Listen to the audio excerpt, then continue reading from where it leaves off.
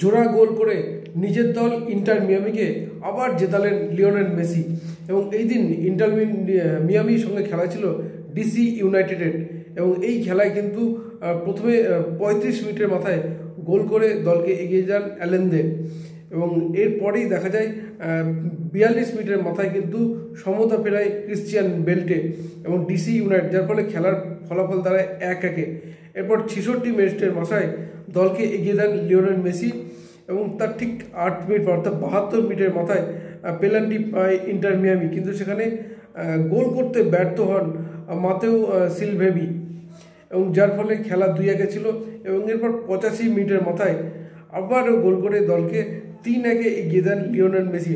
এবং এরপরে দেখা যায় খেলার একদম শেষ মুহূর্তে, বলা চলে 90 মিনিটের পর অতিরিক্ত 7 মিনিটের মাথায় মার্সেল গোল করে খেলার কিছুটা সমতা পেলেন, অর্থাৎ পার্থক্য কমান, যার ফলে ইন্টার মিয়ামি 3-2 গোলে হারায় ডিসি ইউনাইটেডকে। এবং এই ম্যাচে 2 জোড়া গোলের সুবাদে মেসির রীতিমতো গোল সংখ্যা হলো 22 ম্যাচে 22 গোল হয়ে গেল মেসির। এবং পয়েন্ট টেবিলে ইন্টার মিয়ামি এই মুহূর্তে 28 ম্যাচে 52 পয়েন্ট নিয়ে দ্বিতীয় স্থানে রয়েছে। ফলে কোয়ালিফাই করতে হলে তাকে আরও কিছুটা অপেক্ষা করতে হবে।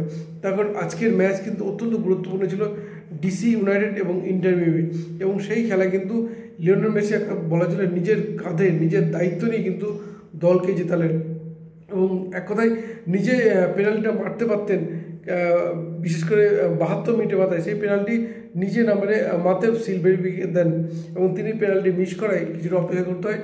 এবং যদিও পরে আরও একটা গোল করতে অসুবিধা হয়নি, এবং শেষ পর্যন্ত মেসির জোড়া গোলে 3-2 গোলে জিতল ইন্টার মিয়ামি এবং হেরে গেল ডিসি ইউনাইটেড।